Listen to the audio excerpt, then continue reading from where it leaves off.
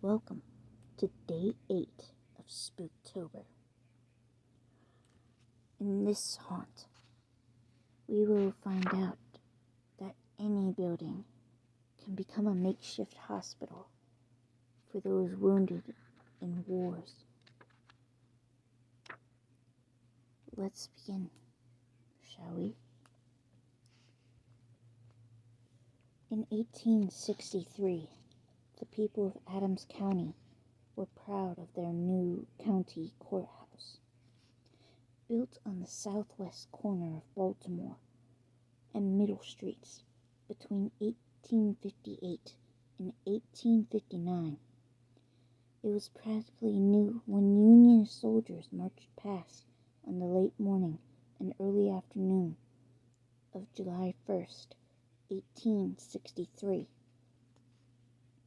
A few hours later, they ran past, going in the opposite direction, pursued by the vicious Confederates. By then, the courthouse had become, like so many public buildings in Gettysburg, a temporary hospital for hundreds of the wounded. A woman who lived across the street recalled that for a week after the battle, the screams of the wounded emanating from the courthouse caused her to cover her ears more than once. Periodically, she saw loads of amputated arms and legs emerge from the building to be carted outside of town to be burned or buried. The practically new seats in the courthouse had been thrown out of the windows to make room for the wounded on the floors along the walls. Rows of tables down in the center of the room were used as operating tables and filled with squirming, withering men under the steer of the surgeon's blade and saws.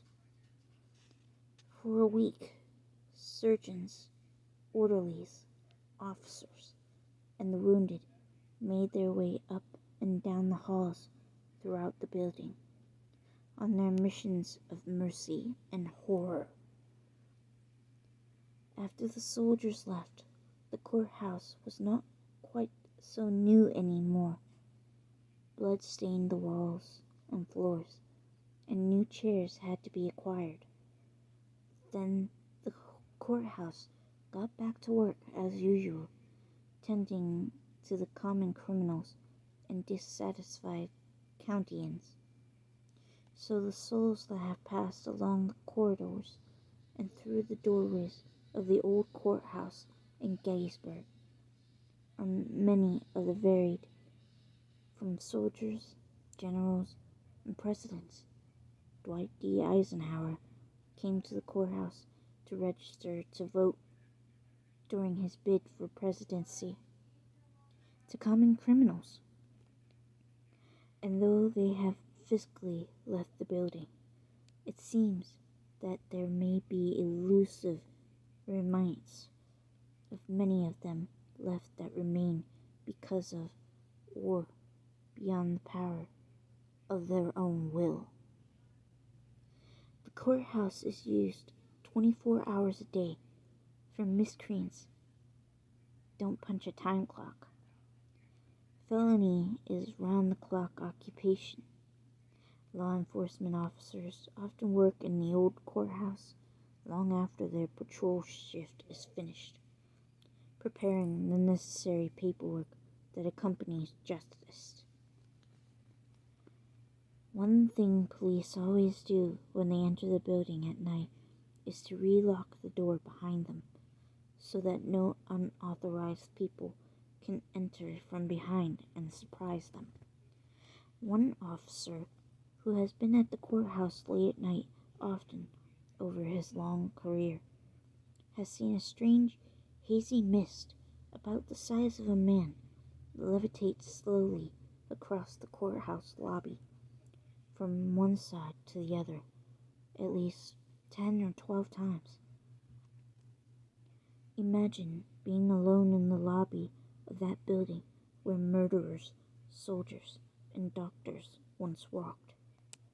and looking up unsuspectingly to see the scene reenacted by the shades of the doomed. And imagine seeing that spectral light, never knowing just what you will see it again. It indeed takes a special breed to be a police officer in Gettysburg. One particular night, 2 officers were working on paperwork in a room in the basement of the building. Everyone from future presidents to Civil War surgeons to local murderers once moved through the corridors outside. One officer sat with his back to the door, the other facing it. They thought they were locked in the building, alone. It was approaching 3 a.m., the time when their shift was over. Everything was quiet, except for a few odd noises that the old building seemed prone to. The building settling is everyone's rational for the creaking and groaning of the old building. Or is there another explanation for the noises beyond our comprehension? The officer facing the door looked up and caught the shadow of a man slowly passing the doorway. A quizzical look crossed his face. Alerted to a potential danger, he immediately walked to the door and looked into the hallway. There, in the hall, he saw what he described as a grayish, human-sized floating figure passing down the corridor. By the time the second officer reached the door, the figure had disappeared. Both followed the path of the intruder, but by then, there was no sign of him. Further investigation proved futile. Somewhere in the building's rich history, he had simply vanished.